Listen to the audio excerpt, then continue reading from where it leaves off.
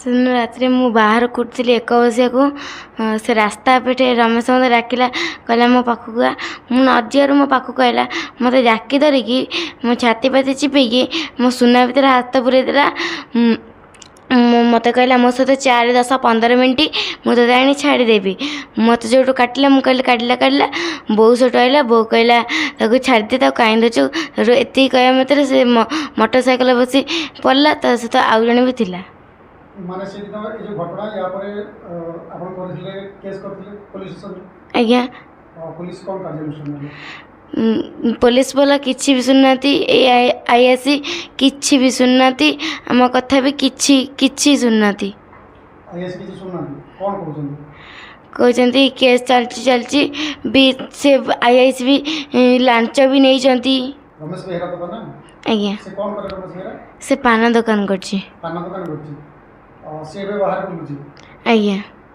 ତ ତାକୁ ଏପର୍ଯ୍ୟନ୍ତ କୌଣସି ପ୍ରକାର ଆରେଷ୍ଟ କରାଯାଇ ନାହିଁ?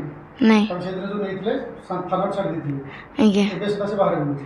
ଆଜ୍ଞା। ତ ଯେଉଁ ପୋଲିସ ଆସୁଛନ୍ତି ଏବେ ସୁଦ୍ଧା ଆପଣଙ୍କ ଘରକୁ ଆସିଲେଣି? କିଛି ଇନକ୍ୱାରି କରିବା ପାଇଁ ଆସିଲେଣି?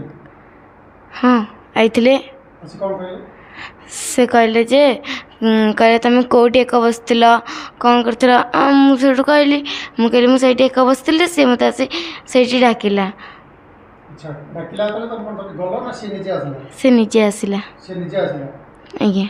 ଆଚ୍ଛା, ତ ତାପରେ ପୋଲିସ ତାପରେ କ'ଣ କହୁଛନ୍ତି? ପୋଲିସ ପଚାରିଲେ ଘଟଣା କ'ଣ ହେଇଛି ସବୁ ପଚାରିଲେ ଆଉ ତାପରେ କିଛି ବି ଶୁଣୁନାହାନ୍ତି। ମାନେ କହିସାରିଲା ପରେ କିଛି ଶୁଣୁନାହାନ୍ତି? କିଛି ତ ରିପ୍ଲାଏ ଦେଇଥିବେ ଯେ କେତେ ଦିନ ଲାଗିବ କି ଏମିତି କ'ଣ କରିବା? କିଛି ରିପ୍ଲାଏ ଦେଇନାହାନ୍ତି? କିଛି ନା କିଛି ବି କହୁନାହାନ୍ତି? ନା। ତ ତାହେଲେ ଏବେ କ'ଣ କରିବ? ପୋଲିସ ଯଦି ଆମକୁ ନ୍ୟାୟ ନ ଦେଇ ପାରୁଛି ତାହେଲେ ଆମକୁ ମନା କରିଦେଉନାହାନ୍ତି। ଆମେ ଆମର ଆତ୍ମହତ୍ୟା କରିଦେବୁ। ଆମର କ'ଣ ସମାଜରେ ବଞ୍ଚିବାର ଅଧିକାର ନାହିଁ? ଆଇଏଏସ୍ କହୁଛନ୍ତି ଇନକ୍ୱାରି ଚାଲିଛି। ଇନକ୍ୱାରି କେତେ ଦିନ ଚାଲିବ? ଆଇଏସି କହୁଛନ୍ତି ଯେତେ ଆଜିକି ପ୍ରାୟ 3 ମାସ ହେଲାଣି ଆଇଏସି ଯେବେ ବି ପଚାରିଲେ କହୁଛନ୍ତି ଇନକ୍ୱାରି ଚାଲିଛି। ଆଜ୍ଞା। ଆଉ ତାଠୁ ଅଧିକା କିଛି କହୁନାହାନ୍ତି?